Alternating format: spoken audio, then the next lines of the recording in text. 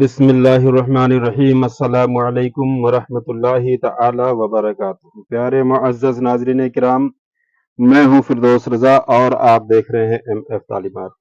حضرات محترم، امید ہے کہ آپ خیریت کے ساتھ ہوں گے اور دعا ہے کہ اللہ تبارک و تعالی آپ کو اپنے حفظ و امان میں رکھے، دونوں جہان کی بھلائیاں عطا فرمائے۔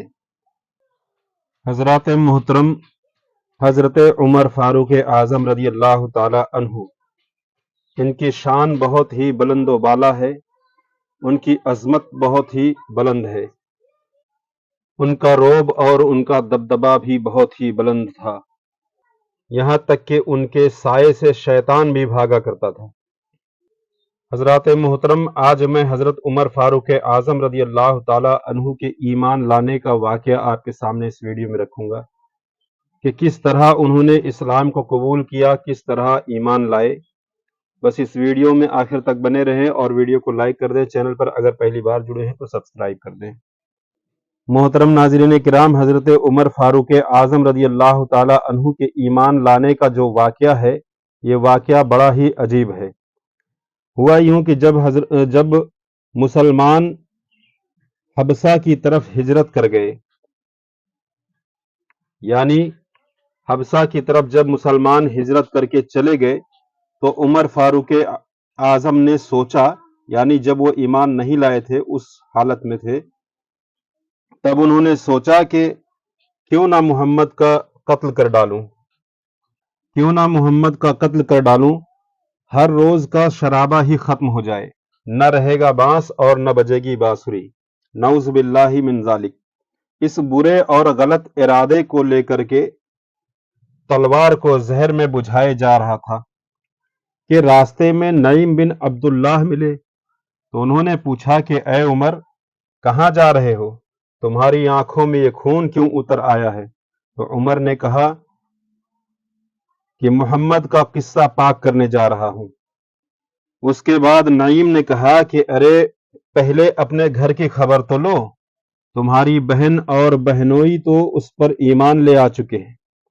اس پر عمر کو اور بھی زیادہ غصہ آیا اور سخت غصے میں اپنی بہن کے گھر چلے گئے۔ اس وقت ان کے بہنوئی ہاتھ میں قرآن کریم کے جز لیے انہیں پڑھ رہے تھے۔ عمر کو آتا دیکھ کر کے بہنوئی چھپ گئے اور بہن نے اجزائے قرآن کو بھی چھپا دیا۔ اس کے بعد عمر نے آتے ہی کہا کہ کیا ہو رہا تھا؟ بہن نے کہا کچھ نہیں۔ اس پر عمر نے کہا کہ مجھے معلوم ہو چکا ہے کہ تم دونوں محمد کے دین کو قبول کر چکے ہو۔ یہ سن کر بہنوئی اور بہن کو بے تحاشا مارنا شروع کر دیا۔ ادھر دوسری طرف سید عالم رحمت عالم صلی اللہ علیہ وسلم کے مقدس ہاتھ بارگاہ خدا بندی میں اٹھے اور یوں عرض کیا کہ اے میرے اللہ، دونوں عمروں میں سے ایک کو مسلمان کر دے۔ تمہارے منہ سے جو نکلی وہ بات سچ ہو کے رہی۔ دعا قبول ہو چکی تھی۔ عمر نے بہن کو روتا دیکھ کر کے کہا کہ اچھا لاؤ تو میں بھی وہ کلام دیکھوں جو تمہارے نبی پر اترا ہے۔ بہن نے کہا کہ ہمیں خطرہ ہے کہ تو اس کی بے ادبی کرے گا۔ کہا مجھے اپنے بتوں کی قسم پڑھ کر کے واپس کر دوں گا۔ اس پر بہن نے کہا کہ اس کو پاک ہاتھ ہی چھو سکتے ہیں۔ یہ باتیں سن کر کے ان کے بہنوئی بھی سامنے نکل کے آ گئے اور کہنے لگے کہ الحمدللہ الحمدللہ، اللہ تعالیٰ نے عمر کے سینے میں اسلام کی محبت ڈال دی۔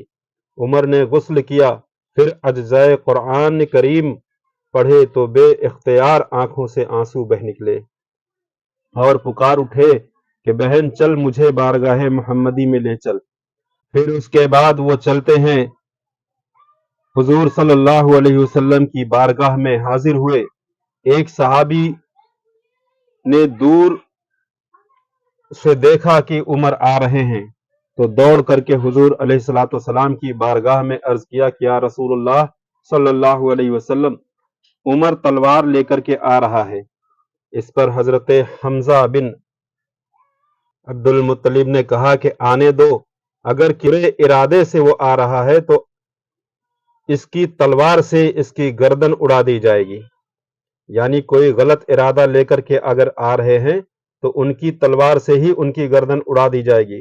عمر حاضر ہوئے، حضور علیہ الصلوۃ والسلام نے فرمایا کہ اے عمر کیسے ہو؟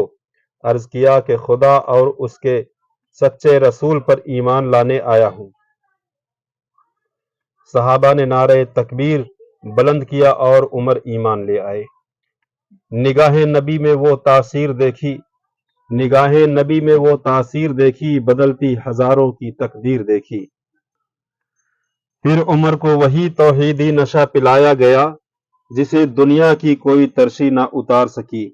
کسی شاعر نے کیا خوب کہا، اور وہ کہتے ہیں کہ یہ شراب طیبہ سے منگائی جاتی ہے، طیبہ سے منگائی جاتی ہے، سینوں میں چھپائی جاتی ہے، طیبہ سے منگائی جاتی ہے، سینوں میں چھپائی جاتی ہے، توحید کی میں پیالوں سے نہیں نظروں سے پلائی جاتی ہے۔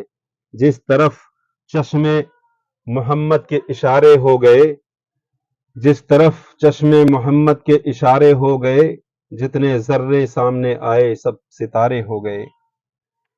یہ اسی توحیدی نشہ کا نتیجہ تھا کہ شدت گرمی ہے، رمضان المبارک کی 17 تاریخ ہے، طویل یعنی کہ لمبا دن ہے اور منہ میں روزہ ہے، تعداد میں کم ہے، دشمن 3 گنا زیادہ ہے، مگر ہر طرف سے ایک ہی آواز آ رہی تھی، اور وہ آواز یہ آ رہی تھی کہ غلام محمد جان دینے سے نہیں ڈرتے، غلامان محمد جان دینے سے نہیں ڈرتے، یہ سر کٹ جائے یا رہ جائے کوئی پرواہ نہیں کرتے۔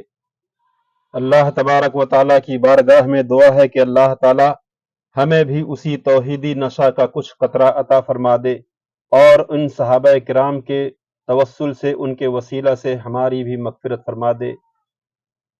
پیارے معزز ناظرین کرام، امید ہے کہ یہ جانکاری، یہ واقعہ آپ کو خوب پسند آیا ہوگا۔